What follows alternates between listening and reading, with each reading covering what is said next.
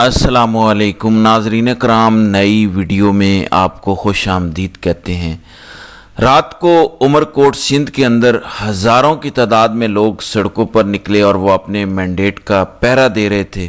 کبھی کسی نے تصور بھی نہیں کیا تھا اسلام آباد میں بیٹھ کر، لاہور میں بیٹھ کر، ایون کراچی، حیدرآباد کے اندر بیٹھ کر کہ عمر کوٹ سندھ کا دور دراز علاقہ جہاں پر ہندو اکثریت میں ہے، جہاں پر پینے کا صاف پانی میسر نہیں ہے، جہاں پر لوگوں کے پکے مکان نہیں ہیں، جہاں پر بجلی نہیں ہے اور خواتین بیچاری کم پڑھی لکھی ہیں، آدھے آدھے ہاتھ تک چوڑیاں پہنتی ہیں، روایتی لوگ ہیں، سادے پسماندہ غریب لوگ۔ رات کے وقت وہ سڑکوں پر نکلے اور انہوں نے کہا کہ ہمارا مینڈیٹ چھینا گیا ہے۔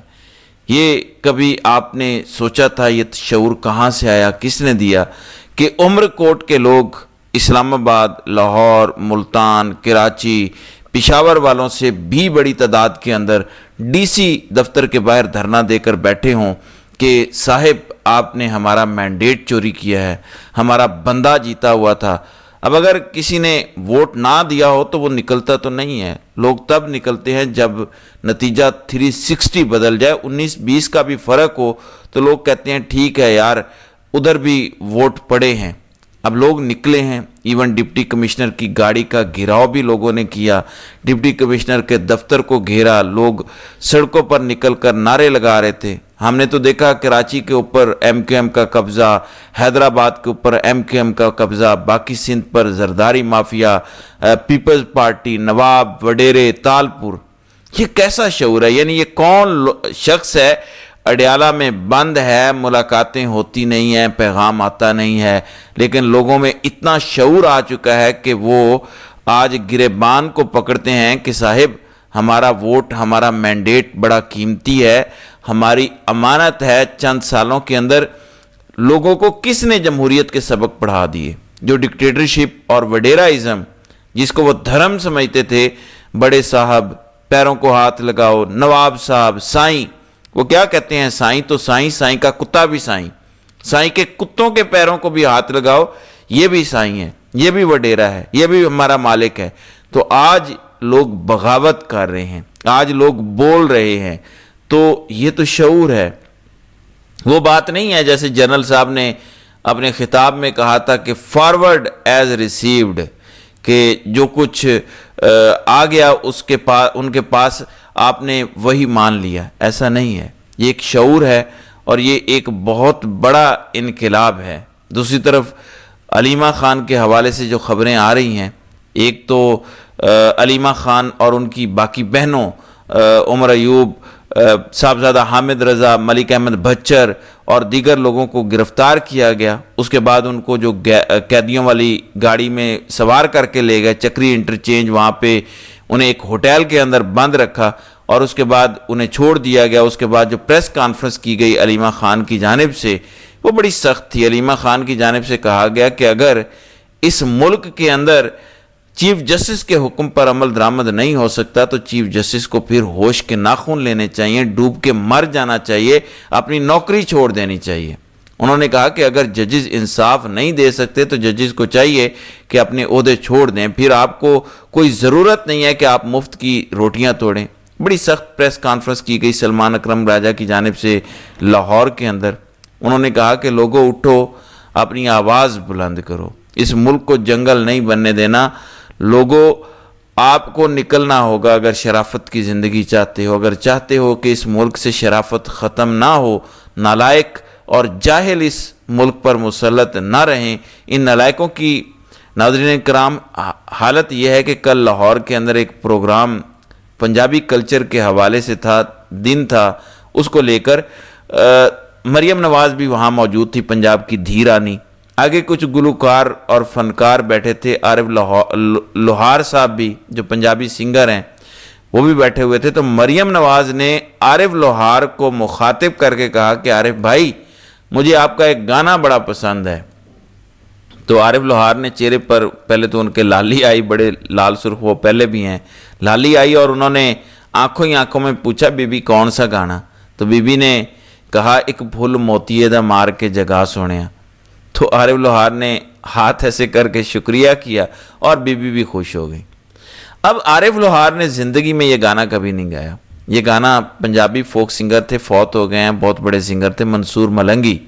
اردو کی کچھ غزلیں بھی انہوں نے پڑھی ہیں, لیکن پنجابی کے اندر ان کا ایک بہت بڑا نام ہے منصور ملنگی. یہ ان کا گانا ہے اور عارف لوہار پر یہ انہوں نے چسپاں کر دیا. تو اندازہ کریں. تو سلمان اکرم راجہ نے کہا کہ اگر اس طرح کے جاہل اور نکمے آپ نہیں چاہتے کہ آپ پر مسلط ہوں تو پھر آپ کو اٹھنا ہوگا. عمر ایوب کی جانب سے بھی گفتگو کی گئی جب انہیں رہا کیا گیا. انہوں نے کہا کہ آج کا دن پاکستان کی عدلیہ پر چارج شیٹ ہے.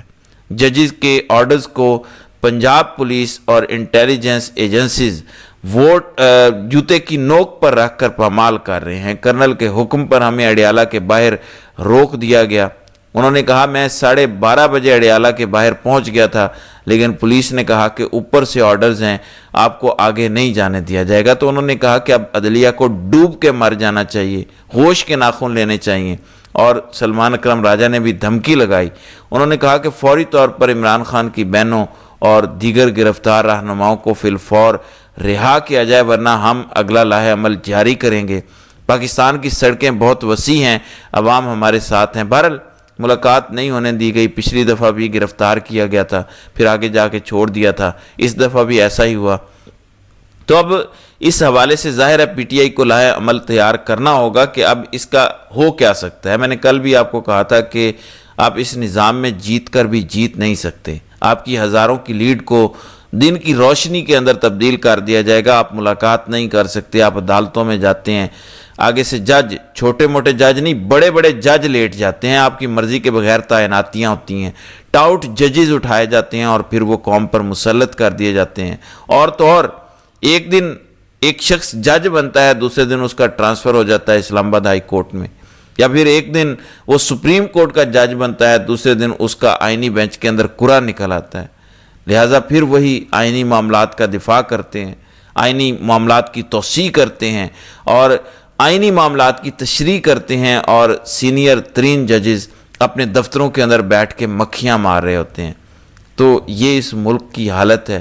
اب اس کے بعد بچتا پیچھے کیا ہے؟ لہٰذا اس حوالے سے جنید اکبر صاحب, قیدی نمبر 804, یا عمر ایوب, یا پی ٹی آئی کی جتنی بھی قیادت ہے, بلکہ پی ٹی آئی نہیں, پاکستان کے جتنے بھی سیاسی لوگ ہیں انہیں دیکھنا ہوگا, ورنہ پھر یہ جنگل تو ملک بن چکا ہے. آپ کو پتہ ہے اسلام آباد کے اندر وہ جو اولے برسے, اتنا بڑا طوفان آیا, اربوں کا نقصان ہوا. جس ملک کے اندر لا قانونیت ہو اللہ تعالیٰ کی طرف سے, تو پھر ظاہر ہے نشانیاں ہی ظاہر ہوتی ہیں. وہ کیا کہتے ہیں, حضرت صالح علیہ السلام کی جو اونٹنی تھی, 4 لوگوں نے اس کی کونچیں کاٹی تھیں, پوری قوم پر عذاب آیا تھا. لہٰذا ابھی بھی وقت ہے خان کے کھلاڑی کوئی واضح لاہے عمل بنائیں, ورنہ اسی طرح سے اس ملک کے ساتھ ہوگا. قوم تو پکار رہی ہے, اگر مسیحا نہیں بنیں گے, نہیں اٹھیں گے, پھر ظاہر ہے یہ سارے رگڑے جائیں گے. سب کے ساتھ یہی ہوگا, سب کی باری آئے گی. اب اس وقت جو اعلان کیا گیا ہے اس کے مطابق قومی اسمبلی کے حلقہ نمبر 213 کے ضمنی انتخابات میں پیپلز پارٹی کی امیدوار صبا تالپور بھاری اکثریت سے کامیاب ہوئی ہیں, جبکہ آزاد امیدوار لال چند مالی دوسرے نمبر پر رہے ہیں. تو یہ اس وقت اعلان ہو چکا ہے, یہ اس وقت صورتحال ہے. اور جو ووٹوں کی تعداد بتائی ہے اس کے مطابق وہ کہتے ہیں کہ پیپلز پارٹی کی صبا تالپور 1,61,934 ووٹ لے کر کامیاب ہوئی ہیں, جبکہ آزاد امیدوار لال چند 81,160 ووٹ لے کر دوسرے نمبر پر رہے ہیں. تو یہ ہماری طرف سے ہارڈ سٹیٹ کے نام پر جو انصاف اور آئین کی بات کی گئی ہے, یہ انصاف پڑا ہے اور یہ اس ملک کے اندر حال ہوا پڑا ہے. تو ناظرین کرام, آپ کی اس ویڈیو کے حوالے سے کیا رائے ہے؟ آپ اپنی رائے کا اظہار کامنٹ سیکشن میں ضرور کیجیے گا.